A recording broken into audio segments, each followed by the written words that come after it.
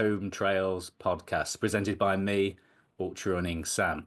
Now, this podcast is part of the Home Trails media entity that encompasses our Home Trails documentaries. You may have seen them on YouTube, so where we interview famous ultra runners from around the world and in the UK at the moment. We film them on the trail and in the home, obviously, Home Trails. Get those insights into their training, big races they've done, and then just their background information. Try and dig a bit deeper into what motivates them to go and do these amazing things that they do. Also, part of Home Trails is new for this year is our live podcast coming from big races. You may have seen us at the Spine Race in January. We were there doing our thing all week. Later on in the summer, we will be at the Lap in the Lake District, and then keep your eyes peeled for other races where we'll be popping up and doing media coverage for some big races, hopefully. So, obviously, we have a podcast now, so we'll keep doing this every week. Keep churning out the podcasts with famous runners and people in the industry, anyone that we can get on that we feel that you might be interested in related to trail running and ultra running. So on with our guest. Yes, we are recording. So welcome back to returning guest, Josh Wade. Me, Sam. That's all right. It's I appreciate you coming on, mate. You've not that you weren't in the big time before, but now like if you can spare like half an hour for a mere mortal podcast like mine, I appreciate you. What offers have you had this week? Have you done any other big podcasts or anything? Um, I did 1 or 2 on the Sunday after the race in Yeah. Chamonix. Did you? Um, Yeah. and I did Ed Scott's feet first. Oh yeah, yeah. Is it What out else? yet? I've not seen that. Has that come out? Is it? Yeah, Oh, I didn't see that. and Oh, it was while I was away. there's yeah, I haven't managed to look through all the like messages that I've had, so Yeah. I will get through all these messages in the request Instagram thing. But yeah, you and Ed. Yeah. Awesome. Yeah. I'm glad I'm at the somewhere near the top of the list anyway, somewhere. Of course, Sam. Yeah. Well, I like to think that yeah, I'm trying to support the Brit runners as much as possible. So For sure. appreciate you coming on, mate, and Thanks. giving us your time. No, So no, thanks. how have you been then? So we're how far removed are we now from the race? I've lost track of time because I've been on holiday. Yeah, we were about about 9 days, 9 or 10 days on. Yeah. And is your recovery, because I think last time we spoke, you were saying how your recovery is a lot better now. Are Yeah, you bouncing back? yeah, for sure. Yeah, the recovery from this has gone really well actually. Like a few days after, like I was like, legs feel okay. I haven't done any running yet, but like this time I'm taking 2 weeks completely off. Like Yeah. I want to like with this race, I was like, it's one that I felt kind of like really happy with. So I'm like, okay, I don't need to jump straight back into training and be like chomping at the bit for the next thing. Yeah. I'm happy to take 2 weeks off and then start training for next year. Yeah. Is that like a psychological, well, obviously is a psychological thing, isn't it? That you feel so happy with the result that you feel like you not rewarding yourself with time off, but feeling comfortable to know that you can have that time off and you're not like wasting time basically. Yeah, no, absolutely. And the next race I'll do is in March, so it's quite a long way away. So I think maybe a little bit of a reset. 2 weeks off, do some other things. Like just walking and going out for meals. We've been out for some nice meals and stuff like that, and we'll go for a walk around townhouse tomorrow. Yeah, just stuff like that, leisurely stuff, and then yeah, I'll start properly training again next week, but Mm, for next season. yeah. Did you hang around Chamonix for quite a while afterwards? Yeah, week we had a holiday in Chamonix till Saturday, so Oh, it perfect. was very nice. It was very nice. A bit Uh, quiet, quiet that week. you wouldn't even know there was a race on like the week before, and we know what UTMB is like. It's bonkers, isn't it? So yeah, no, it was yeah, it was really quiet. Yeah, awesome. Yeah, see, I was supposed to go to UTMB last year, but obviously family issues transpired. Sure, sure. But I've only ever been to Chamonix in winter for snowboarding holidays. So to me, I've never seen Chamonix like heaving with people only on like when I'm watching UTMB and stuff. So it's hard for me to sort of fathom how busy it is. But I know everyone it says it's kind of manic. How do you sort of cope with? A lot of people talk about the pressure of UTMB because there's so many people there. Is that something that phases you or not? Well, before the race, Sam, I was in Tignes on my own for like 4.5 weeks, and like I literally lived in my own bubble. Like my wife was not there either, so I didn't watch any TV or anything like this. I'm completely zoned in on UTMB, and so I ran, ate, and slept, and that is literally all I did. And I like cut out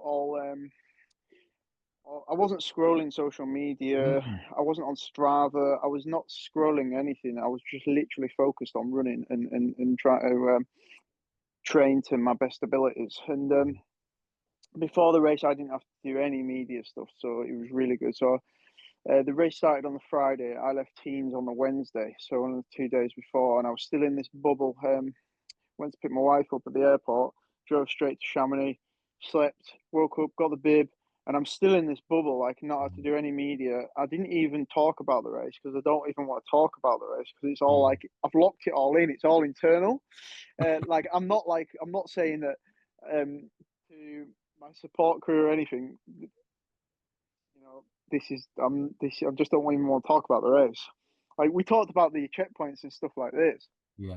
But, like I feel like if I'd started like unloading all the stuff before the race, maybe I'm like expressing already. I want to express myself in the race, so I Yeah. turned up to the start line. Still felt like this. So like I just want to race, and I love this mindset. It's like it's like I've just been 4.5 weeks completely on my own, thinking about this one race, training for this one race. Now I'm here to do the race. Yeah. So yeah, I got stuck into the race, and like I love the crowds. I love the people. I bounce off them hugely. Like when I get energy off them, so like, yeah, I love all that. But I didn't feel any pressure. I didn't feel any pressure, so it was really nice. Yeah. That's interesting that you sort of say how you sort of feed off the crowd and everything. So I was listening to um Tom Evans being interviewed for well, yeah, it was Free Trail, I think it was. And Yeah, he was saying that he puts earplugs in mm, on the two really busy bits.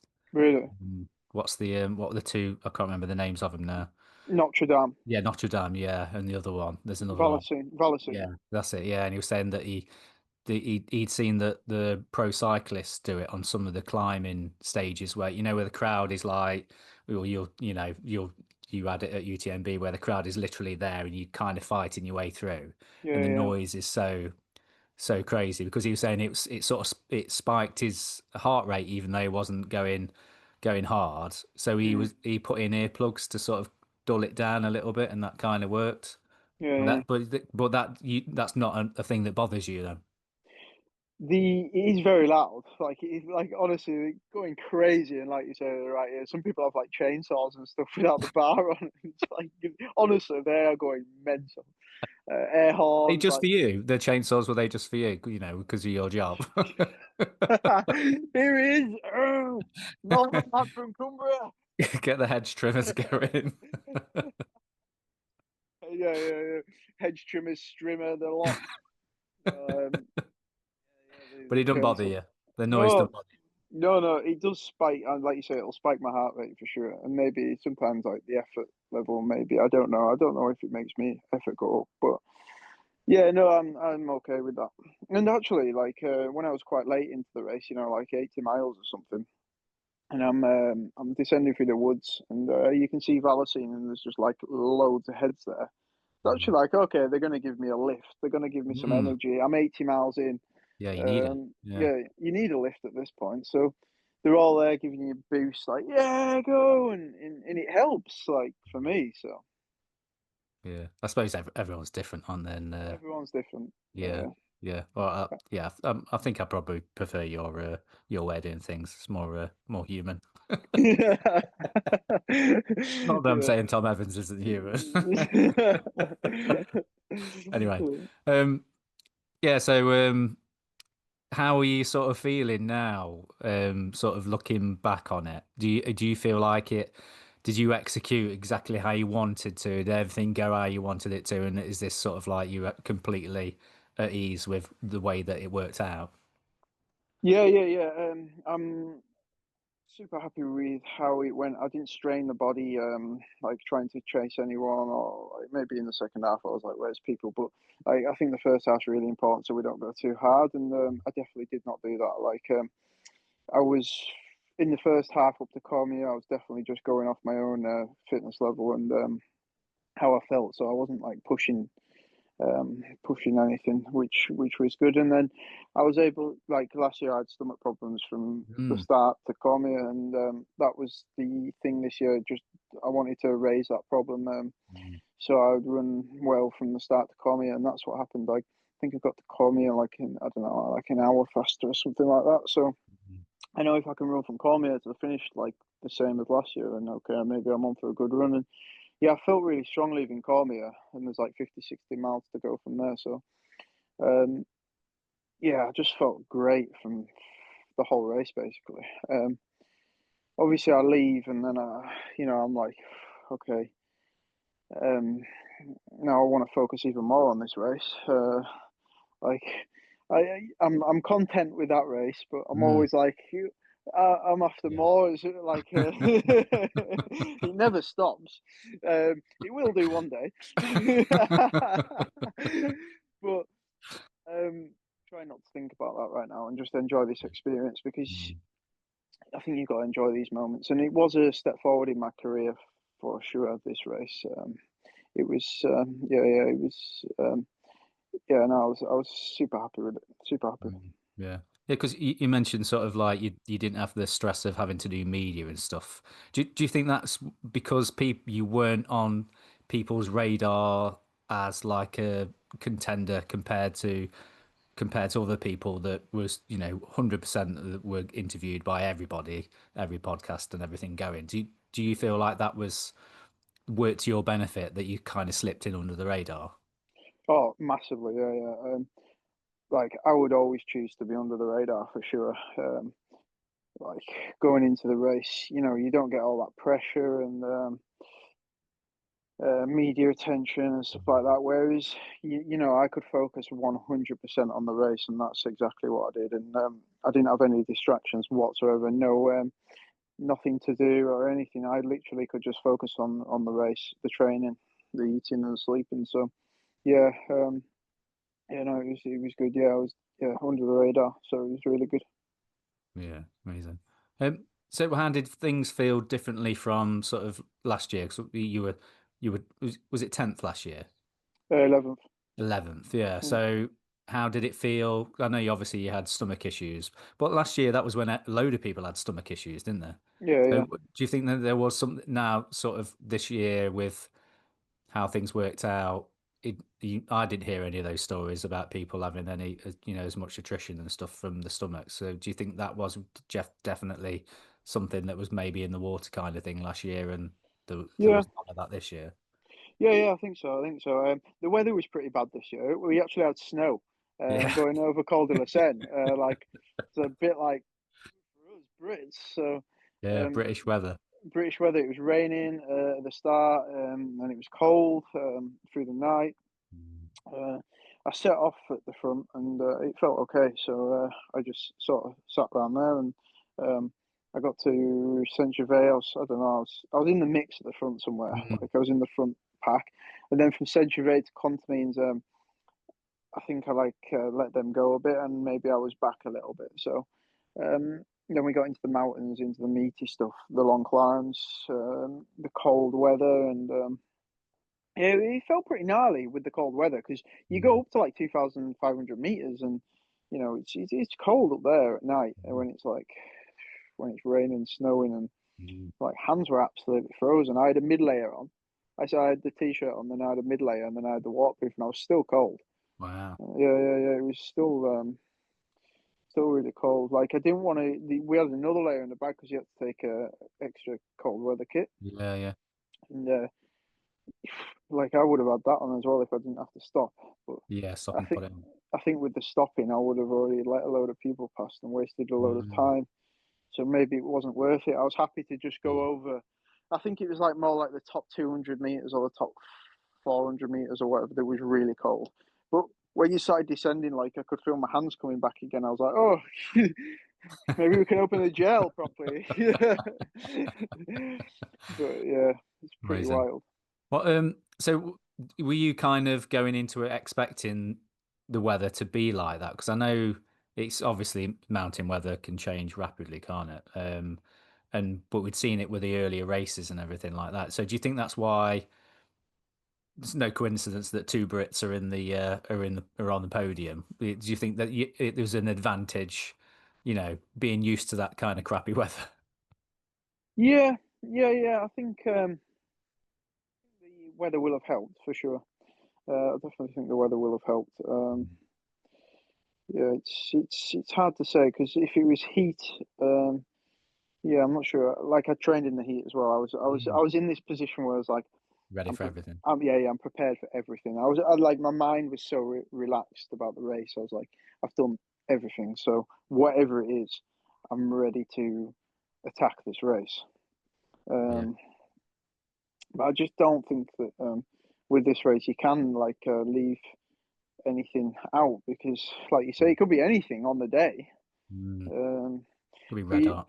could be red hot, or it could be. Yeah, I was more expecting it to be red hot, so I was like preparing ice bandanas. You know, I'd been doing saunas, been training in bogs, St. Maurice in the heat. I was definitely heat adapted. Yeah, so yeah. But it turned out it was raining, and so didn't need to do any adaptations for that because we're well adapted to that. We're born adapted to that. We're born adapted to that stuff. Yeah. So kit wise, then, obviously you were sort of kitted out in North Face stuff. What did you have to sort of make last minute changes to what you were taking and stuff like that because of the weather? Yeah, I was deciding on the waterproof. Like a North Face waterproof, like a prototype waterproof from a few years ago. Um, yeah, it's I didn't. I was in a like should I take a heavier one or a lighter one? I took the lighter Mm, one. And yeah, no, everything else was the same. The flower shorts, the Flora Alpina, you know. yeah, Um, I like them shorts. they're wild. Pro 3 shoes, they were good. Pro 3 shoes are really good actually. Like even in the snow and like the comfort on them is crazy. Like I reckon my legs is also, you know, the recoveries. Mm, These help with the recovery. I'm absolutely certain of it. Them, the nutrition and the training, like yeah. I always say. But yeah, yeah, no, kit was pretty similar, and then you had to take an extra base layer, some sunglasses or some like Yeah, shades clear for stuff. Yeah. yeah. So yeah, it was all pretty similar. I've been training with all the kit apart from the waterproof jacket, Mm, but yeah, yeah. it's good. Did the job. Did the job. Yeah, Um, exactly. what about nutrition then? Had you sort of altered anything from last year, or you've been trying anything new? No, I didn't alter much. Still, I cut out things at checkpoints, so I wasn't taking on like bananas, or I didn't really take on any solid food actually. It's a long time not to have solid food, but it worked. So, Mm. I changed pre-race meals and stuff like that because I thought last year I ate too close to the race. So I'm trying to work out like at Transgran Canaria, I'd worked out when I ate the meal and the timings and everything like that, what I ate, and then I tried to replicate it at UTMB. So because I know it worked, Mm, and I think I might have ate a bit close to UTMB last year. So I changed that, but in race nutrition, no, I was still like slamming down the gels and carbohydrate drink. mm, I think yeah, it was like I can't remember how many. It was a mix of yeah, it was somewhere like 100 grams of carbohydrates. First few hours are 120 grams. Mm, yeah. So you can tolerate the higher amounts then. Yeah. Like I train like this all the time. Mm. In training, I'm always like whacking in carbohydrates, like a heavy amount, just so my stomach gets used to it. Mm. But like later in the race, I don't know, maybe I was descending down to like near Valentine and Tree, and I did feel a little bit sick, to be honest. It was like maybe I don't know, 15 hours in or 14 hours in or something. But I did actually keep taking the gel. Um, like that's not really advisable, but if you feel sick, maybe not to take gel. But I did, and my stomach still like was okay. So Mm. like it settled a bit. And, yeah, I just continued. So and Mm. yeah, I felt strong right throughout. Mm. What do you do in that situation then when you're feeling a bit queasy and stuff? Have you sort of had so much experience now that you know that you can push through it and just, or do you consciously like slow down or take less fluid on, or what way do you sort of deal with it? Yeah, no, you are right with the fluid. I did back off the fluid a little bit actually. I remember taking swigs of my electrolyte drink, and I feel a little bit sick off this. So I sort of calmed that down Mm. a little bit. I was probably down on hydration, to be honest. My hydration was not like perfect in the race. It could have been better. But yeah, no, I did calm down with the electrolyte drink. I think you start to get signals from the body, like because how many times have we run these ultras? We start to get, oh, okay, I know now to back off that a little bit. Okay, maybe I can't take that and I'll be all right. Mm. Or, yeah. So yeah, no, it was all good. Yeah, it all worked. Yeah, Mm. perfect. Um, So what's going to change now then? With this result, how is life as an ultra runner? What's happening with you? I can't remember. See, I can't remember what we spoke about last time. Why with you were still working, weren't you, part time? Yeah, What yeah. is that still going to carry on, or is things changing drastically? So yeah, after Gran Canaria this year, I did join the like the North Face Pro team. So I've been on that since, but I still keep one day of work. And I've got a few other sponsors as well, like Science at Sport and Nightcore. Um, so yeah, I still do a day. I'm doing one day this week, and then it's a lot of work. No, one day this week. Like I want to keep gardening a bit, because I don't want running to just completely take over my life. And like the only bit of social stuff I get is at work. Mm, Obviously, I talk to my wife and my family and stuff, but it's nice to go. The guys that I work with, the great guys, and I really like them. And Richard, my boss, he is. He supported me right from the beginning, and we get on really well. And so it's nice to see him. And yeah, like it'll be a bit more flexible. So yeah, but like one day a week or um, some weeks maybe none, or some weeks maybe mm, more. I don't. Yeah, it'll be like that. Uh, yeah. but I think like these next few years, I really want to focus on the sport. Mm. I'm 30 now, so In your prime. yeah, I'm hoping these next few years are like maybe hopefully you know Now 32 it's now 30. or never kind of thing, do you think? Yeah. Yeah. Like I think back and maybe I've been training now for I don't know like many years, just non-stop, and Mm, I'm glad I've done all that because yeah, I want to be doing this for the next like 6 years, for sure. I want to be doing it for longer than that, but I want to be like trying to be competitive for say mm, the next like yeah. uh 6 years. Mm. Um, Well, look at Ludo. yeah, well, look at Ludo, right? Ludo, yeah, Ludo. Ludo, I'm 45, he's 50 now, isn't he? And I'm like, Ludo's still, Ludo's still, I've still got 5 years. Ludo's the man. What a guy. That's wild, isn't it? He was, what was he, sixth, was he? Sixth or something. Yeah, Yeah. It's yeah, crazy, isn't it? it Like he's really still, is. after winning Hard Rock and everything, he's Yeah, still, yeah, yeah. It's phenomenal. It is phenomenal. it's crazy, isn't he? Yeah, Yeah, I remember him. I remember. I think it was him who was at Western States when I was there, and I'm sure it was him. Definitely a French runner, an older French runner. I think it was him. And I didn't know who he was at the time. And he came onto the track and he literally like sprinted Mm. around the track at Western States. And I was on a camera and I'm like, whoa, whoa, whoa, whoa, what's going on? Like, and I was running flat out trying to catch him with the camera. I'm like, he's doing that at the end of a 100-mile race. It's Yeah, wild, isn't it? yeah. No, it really is. It really is. So there's hope for all of us, yeah, Yeah. especially us older ones. Of Which course, Sam. you're not in that category yet. I'm 46 at the end of this year. Nice, Whew. good effort, Sam. Yeah, yeah, keep going, keep trying. Too right, too Um, right. what just thinking about work then, what with North Face and stuff, what happens when you win a race like or when you do well at a race? Obviously you've had big wins, but anywhere near the podium at UTMB is like a big sign to a sponsor, isn't it? Yeah, yeah.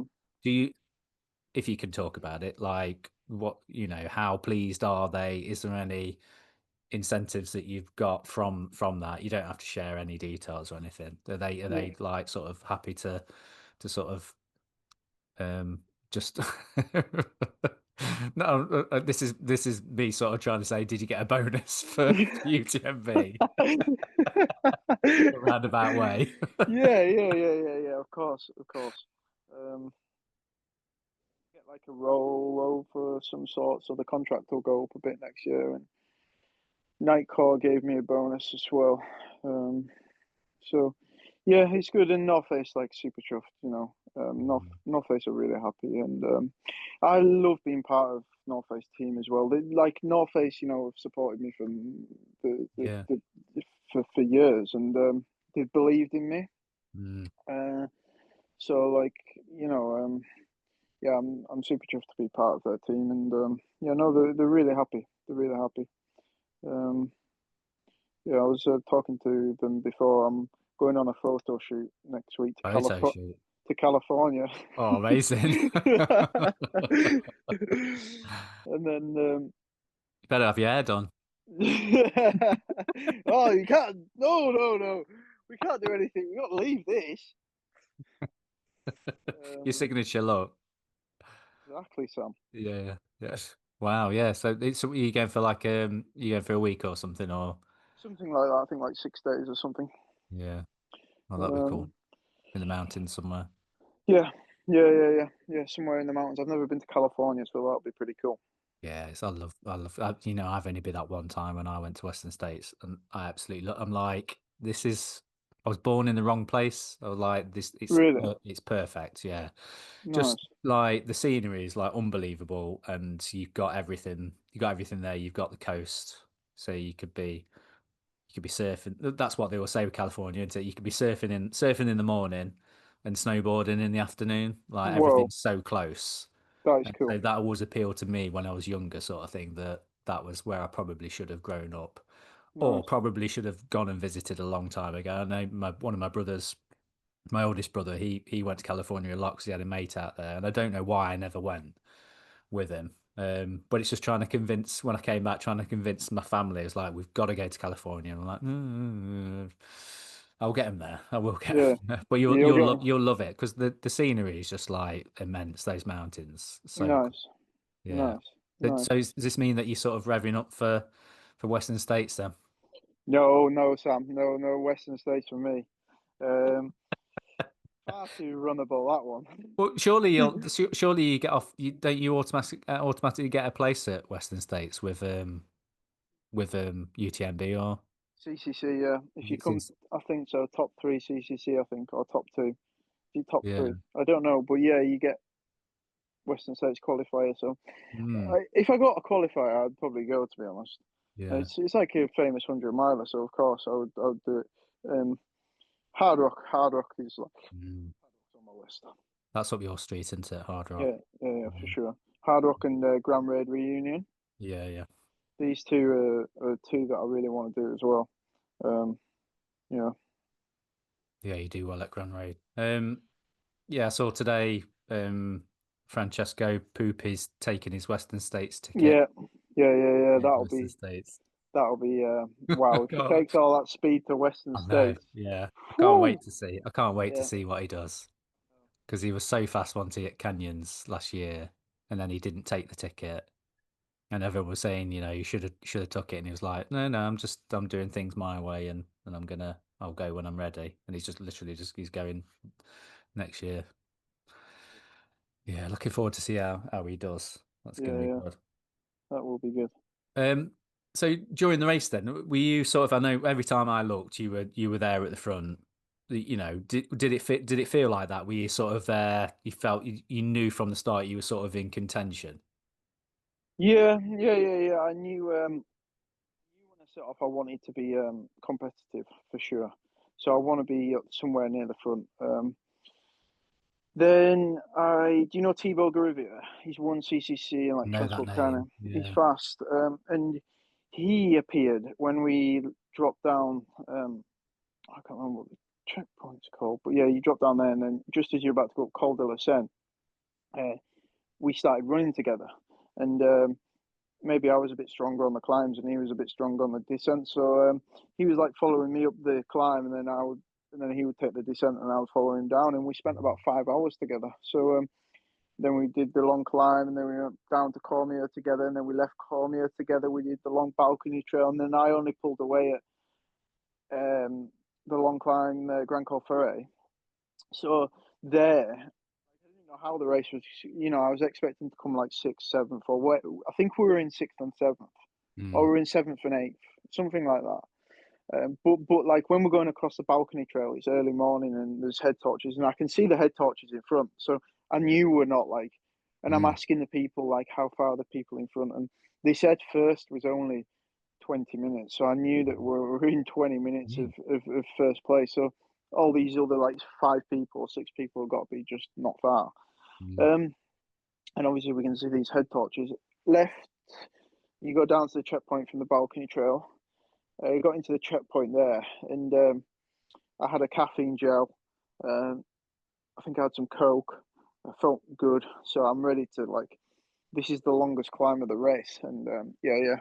I really put it in there, and then I left Thibaut, and then I think I caught Jamon. Got to the top. I'm like, "Where's the next person?" And then I descend there. I seen it Orleans de Palas, and then you do like flat running for a bit. So you go down to La Foulée, and then you run to Champay-Lac, and then I was catching. I caught John Alban and this third guy, Theo Dettinen. mm, So I'm in third. I'm like, whoa, that was a good stint. All the mm. way from Grand Col Ferret Good to shift. Champay-Lac. Got to Champay-Lac. Sometimes people say this is where the race starts, and that's how I felt. That's what I was telling myself anyway. So I put in the headphones, start the more caffeine. Mm, I left there. I'm like, I'm on the hunt now. I'm chasing. So I'm just like, where's second all the time? I'm like, where's mm, second place to everyone? And they were all giving me different times. So I was getting like 12 minutes, 10 minutes, and then 7 minutes at some point. So I'm like, I don't know, just keep driving away. And then other people were like, oh, you're catching and all this. So I just didn't stop doing that all the way to last checkpoint, La Flégère. So La Flégère on the hill. mm. So this is, and then you do one descent down Chamonix. Yeah. So I'd been chasing all the way to La Flégère. Still feel good. I'm descending La Flégère, and I've got the live trail guy behind me. And he goes, like, I can't remember how far down we got down the descent, but he goes, oh, fourth place has just reached La Flégère. And I was like, what? Like, Mm, I'm into like, oh my word, I've been in third for all this time, and, yeah. and now I'm about to get hunted Running down. scared.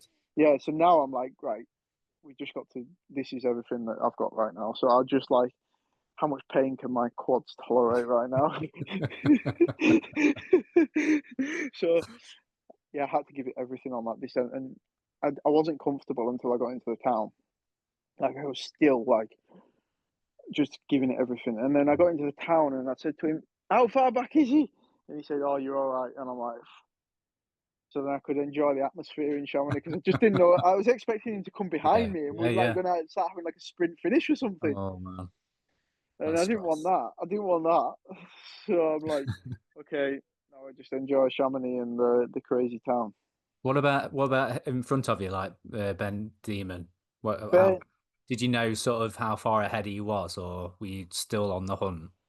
yeah, so they were giving me all times, but when I got to Le Fleuge, it stopped a bit then, and then I'm just like, okay, now we run it home.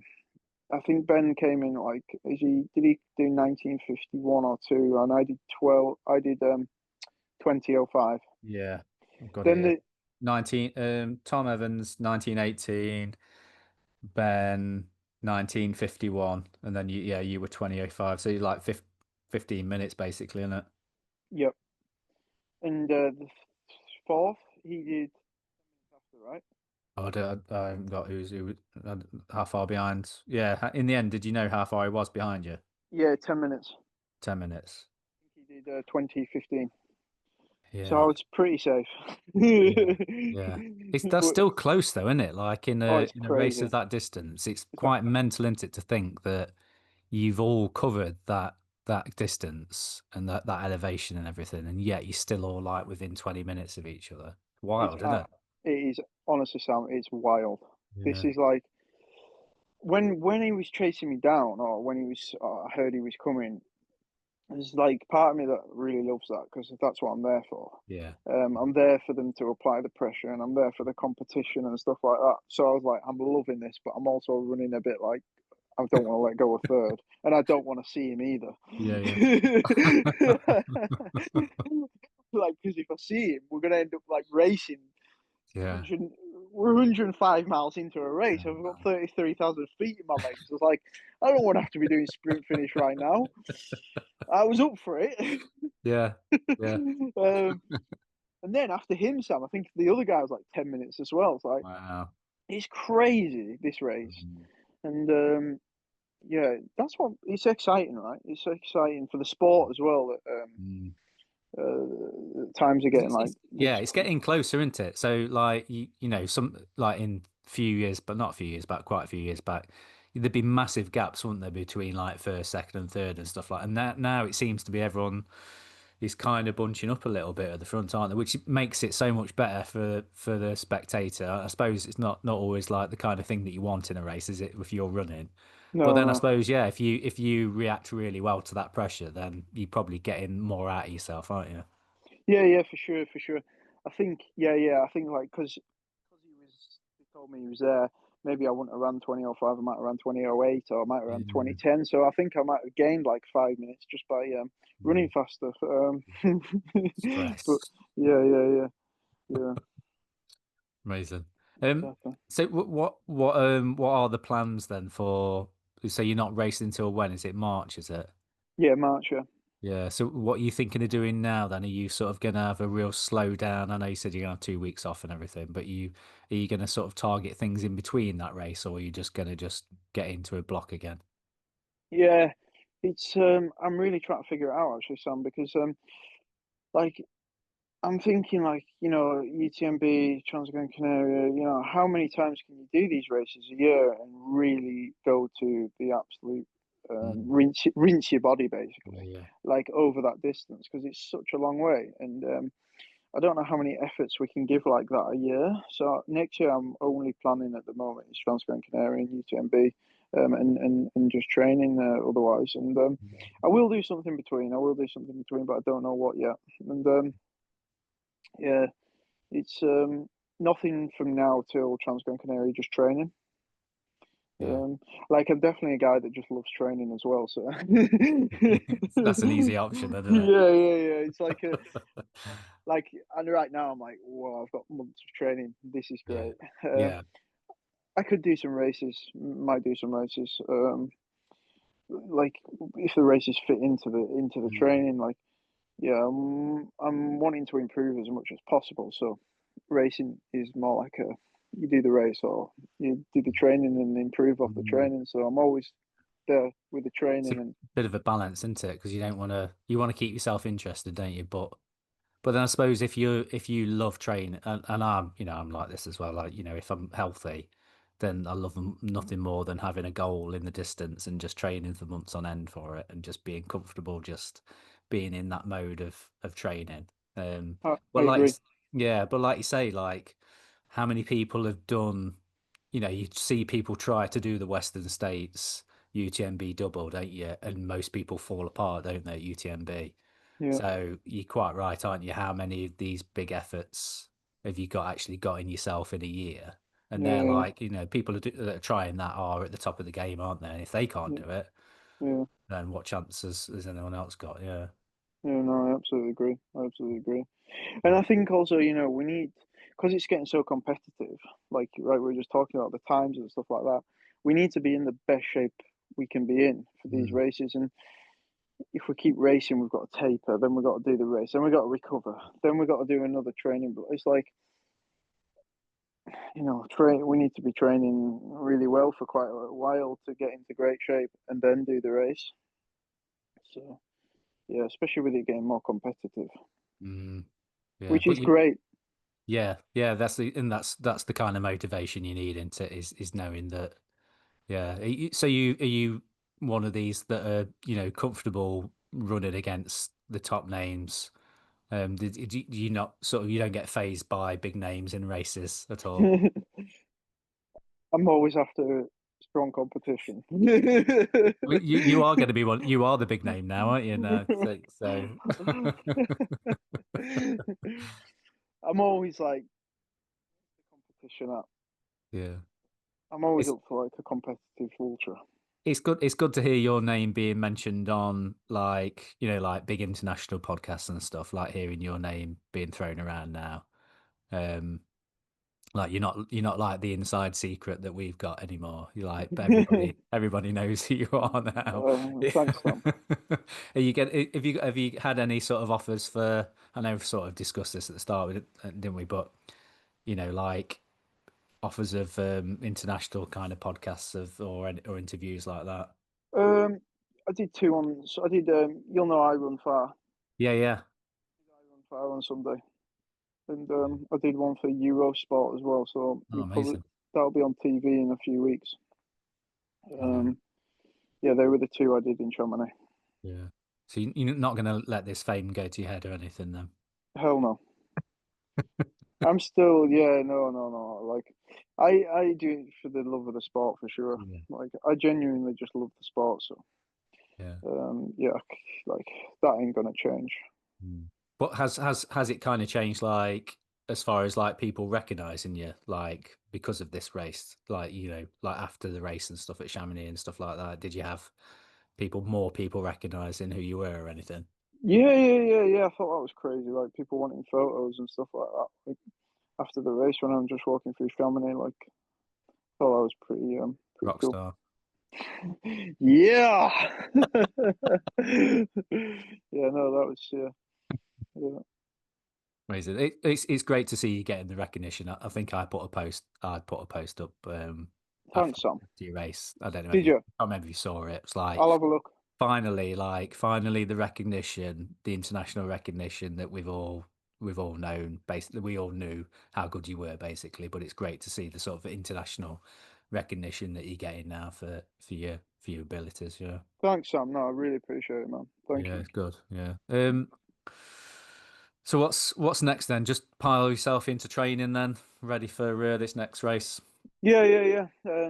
Yeah. So just train away and yeah, just do a few of these media things and stuff like that over the next few months. There's a North Face athlete meet in Mexico in October, so Nice. we're doing some surfing, so that'll be pretty good. Oh, that's awesome. Yeah, yeah, yeah, yeah. So I'm going there. Yeah. Uh, And then you in got when's California then? Is that the same sort of time or are you? no, that's in like next weekend or some this 20 something of September. Oh, that's like the last weekend in September. Yeah, yeah. So it's coming up. Yeah. Um, and then Kendal Mountain Festival. Will you be there, Sam? When is that? When is it exactly? No, November. it's November, isn't it? Yeah. Yeah. I'm coming up for 13 Valleys. Oh, I'll see Um you then.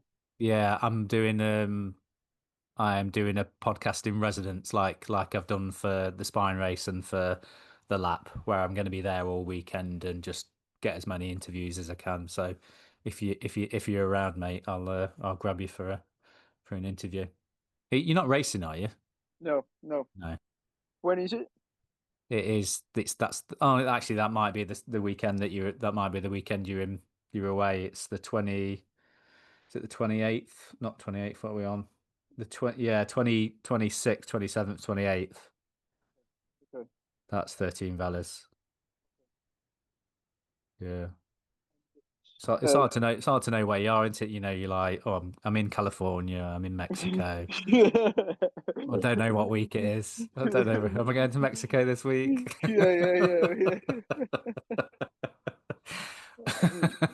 In your I'm looking. private jet, in your private North Face jet. Oh hell, no, no. I'll be Yeah, I'm looking forward to that meet though. I think that'll be awesome. Yeah, that will be good. Yeah, and enjoy the surfing, mate. Yeah, Nice one, Sam. that'll be Nice one. good. Never done Well, it before, so yeah. Oh, you'll be fine. Just try not to drown at the yeah. start. Just now things are picking up for you. That would be unfortunate. yeah, yeah. Bad timing. Taking up another spot. Oh dear. Yeah. Yeah. Well, appreciate you coming on, mate, and giving us a bit of your time. I know that you sort of well, I suppose you're not busy in some senses, but you've got a lot of media sort of attention now. So I appreciate you giving me a bit of time for my little old podcast. No, it's awesome to have me on. Thanks, Sam. No, I really appreciate it. Thank you for having me on. That's all right, mate. And yeah, I'll we'll keep in touch, and I'll see you at 13 Valleys then, mate. Yeah, that'll be good. I'll see you Yeah. there. Nice one, mate. Cheers. Thanks for listening, everyone. See you. See you. Bye, bye, bye, bye.